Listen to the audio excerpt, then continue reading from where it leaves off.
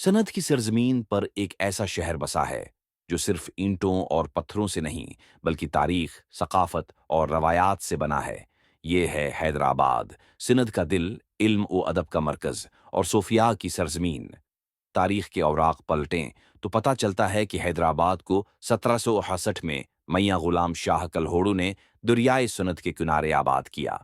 एक वक्त था जब यह शहर सिंध का दाराल हुकूमत भी हुआ करता था। यहाँ के किले, मसाजिद और हवेलियां आज भी गवाह हैं इस अजीम माजी की। हैदराबाद का रेशमी काम दुनिया भर में मशहूर है। यहाँ के कारीगर सदियों से हाथ की मेहनत को जिंदा रखे हुए हैं। पक्का कुला, शाही बाजार और दरगाह लाल शहबाज कुलंदर के अकीदतमंद यहाँ से जरूर गुजरते हैं। वक्त के साथ साथ हैदराबाद ने जदीदियत का भी साथ निभाया।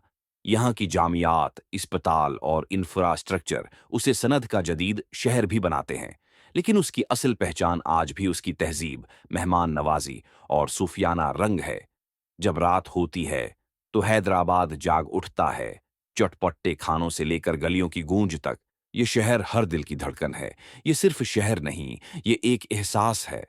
ये है हैदराबाद, जहां वक्त रख भी जाए तो कोई शिकायत नहीं होती, क्योंकि यहां हर लम्हा एक कहानी सुनाता है, एक मोहब्बत की, एक तारीख की और एक ख्वाब की।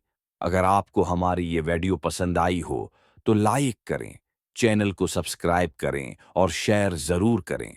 मिलते हैं अगली कहानी में एक नए शहर के साथ।